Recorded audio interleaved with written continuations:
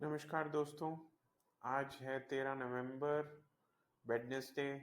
और मैं ये क्विक अपडेट वीडियो बना रहा हूँ। जैसे कि आप जानते हैं, करेक्शन शुरू हो चुका है।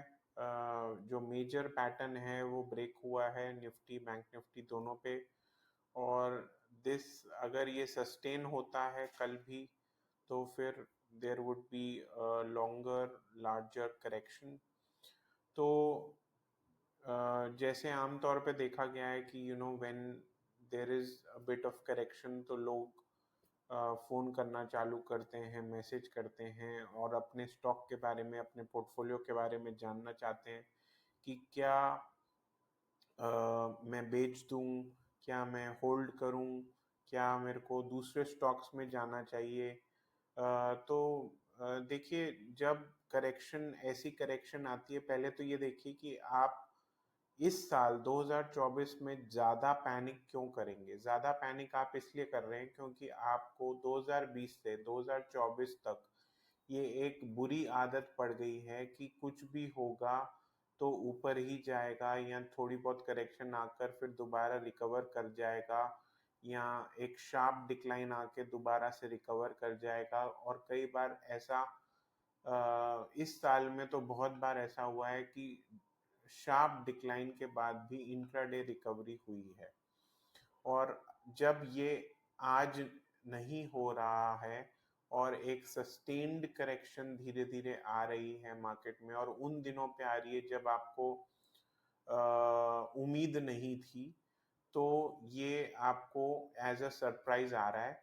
क्योंकि आपने फर्स्ट ईयर में आपने कुछ नहीं कहा, सेकंड ईयर में कुछ नहीं कहा, थर्ड ईयर में कुछ नहीं कहा, और अब ये चौथा साल, या कहना चाहिए कि पांचवा साल ऐसा आ रहा है, क्योंकि आपने 2020, 21, 22, 23 की तेजी देखी है। तो ऐसा साल आ रहा है जब एक मेल्ट डाउन आ रहा है, और स्पेशली मझौले और छोटे मार्केट कैप के शेयरों में आ रहा है, तो मिड कैप और स्मॉल कैप में। अब क्योंकि आपने over the time mid cap small cap लिए, क्योंकि उसमें तेजी भी उसी तरीके से आई थी, तो आपको ये लग सकता है कि आपको जो उसमें आपका जो डाउनफॉल है वो ज़्यादा है कंपेयर टू द इंडेक्स। क्योंकि निफ्टी जैसे आप देख रहे हो कि आज करीबन 1.5% गिरा, बैंक निफ्टी करीबन 2% गिरा, बट जो आपके मिड कैप और स्मॉल कैप वाले शेयर हैं वो 4 से 10 से 15% भी कई शेयर्स ऐसे हैं जो गिरे हैं। तो अब आपको क्या करना है? सबसे पहले तो आपको ये करना है कि आपको अपने शेयर, अपने पोर्टफोलियो की लिस्ट निकालनी है, और उसमें से वो वाले शेयर छांट लेने हैं जो अपनी 200 डे मूविंग एवरेज से नीचे चले गए हैं। और अगर आपको वो नहीं पता कि कौन से आपका शेयर नीचे गया है कि नहीं, आपको ये नहीं पता कि मेरे को चार्ट कैसे देखना है, तो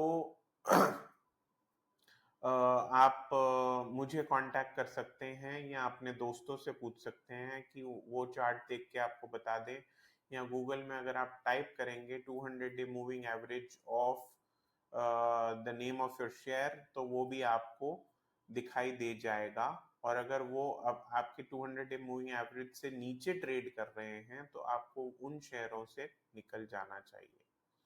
दूसरी चीज, अगर आपके शेयर्स 200 डे मूविंग एवरेज से अभी भी ऊपर हैं और आप उस फिल्टर पे नहीं निकले, तो दूसरी चीज ये करनी चाहिए कि आपको ये देखना चाहिए कि उस शेयर की quarter by quarter earning rise कर रही है कि नहीं, एक राइजिंग ट्रेंड है उसकी अर्निंग्स में है कि नहीं है। और अगर नहीं है, तो उन शेयर्स से भी आपको निकल जाना चाहिए।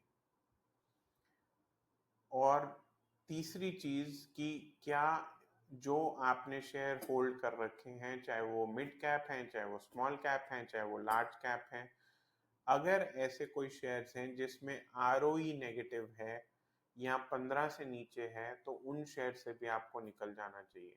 तो अब आप कहेंगे कि अगर मैं, लेट से मेरे पास 10 शेयर हैं और मैं 5 से निकल गया ये फिल्टर लगा के, तो मैं उस पैसे का क्या करूं? उस पैसे को आप दो तरीके से इस्तेमाल कर सकते हैं। एक, कि आप उसकी एसआईपी करें ओवर द नेक्स्ट 3 मंथ्स। तो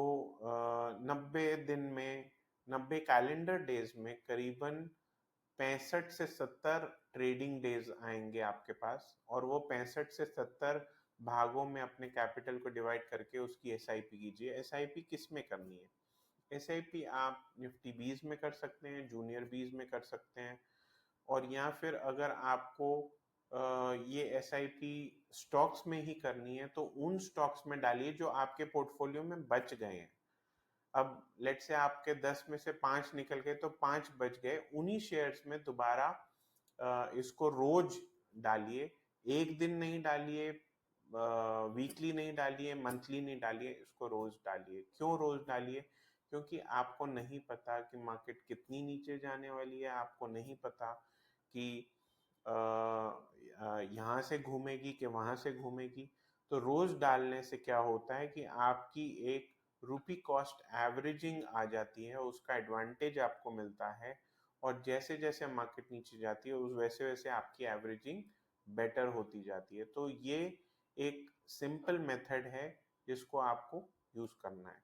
और वीडियो एंड करने से पहले मैं चाहता हूं कि आप इस वीडियो को सब्सक्राइब कर लीजिए, चैनल को सब्सक्राइब कर लीजिए, वीडियो को शेयर कीजिए उन दोस्तों के साथ जो आपको फोन करके अपना दुखड़ा शेयर कर रहे हैं कि भाई आज तो बहुत पिटाई हो गई, अब मैं क्या करूं, अब मैं लुट गया, मर गया, बर्बाद हो गया।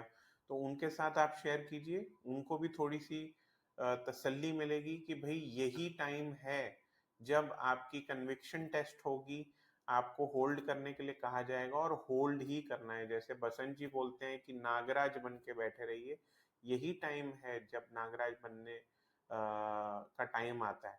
ऐसा नहीं कि मार्केट भाग रही है तब तो सारे नागराज बने रहते हैं, क्योंकि उनको भागती हुई मार्केट अच्छी लगती है, अपने शेयर का दाम भागता हुआ अच्छा लगता है, बट गिरती हुई मार्केट में ही नागराज बनने का एक टेस्ट होता है, आपकी कन्विक्शन टेस्ट होती है, आपकी पेशेंस टेस्ट होती है, और यही टाइम है आप बैठने का। अगर आप अच्छे शेयर से निकल गए तो वो भाव आपको मिलने नहीं वाले, क्योंकि आप उनको पकड़ नहीं पाएंगे, आप उनको ऊपर जाने के टाइम खरीद नहीं पाएंगे। तो अच्छे शेयर से निकलना नहीं है, और बुरे शेयर्स अगर आपके पोर्टफोलियो में है तो उनसे निकलिए, निकलना चाहिए। और वीडियो बंद करने से पहले मुझे एक जो बात याद आती है, वॉरेन बफेट का, आज मैं एक 2007 का बर्कशायर हैथवे का लेटर टू शेयर होल्डर पढ़ रहा था, और उसमें एक बात उन्होंने कहीं ना कहीं मेंशन की है कि भाई जब समुंदर की लहरें, जो टाइड है, वो जब रिसीड करती है तो पता चलता है कौन कितने कपड़ों के साथ नहा रहा है। तो ये जो टाइड का रिसेशन है मार्केट में, अब ये रिसीड करने वाली है, तो आपके सबके पोर्टफोलियोज में आपको खुद दिखाई देगा कि मेरे पास कितने क्वालिटी के शेयर हैं और कितने लो क्वालिटी शेयर्स हैं। तो यही मौका है कि आप लो क्वालिटी वालों में से, जो आपने खाली एक क्विकी लेने के लिए या एक आपने स्पेक्यूलेटिव अंदाज से उसको लिया था, लॉन्ग टर्म के नज़रिए से नहीं लिया था, आपने कोई रिसर्च नहीं की थी, किसी की कहा सुनी पे ले लिया था, उन शेयरों से निकल के उन शेयरों में इन्वेस्ट कीजिए जो अभी भी इंटैक्ट हैं, ग्रोथ इंटैक्ट है, 200 डे मूविंग एवरेज के ऊपर हैं, और अर्निंग्स इंटैक्ट हैं, और जिनमें आपकी कन्विक्शन खुद की है, उन ऐसे बिजनेसेस में इन्वेस्ट करने की। तो इस वीडियो को यहीं तक रखता हूँ। Thank you so much. मिलते हैं अगले वीडियो में। Bye bye.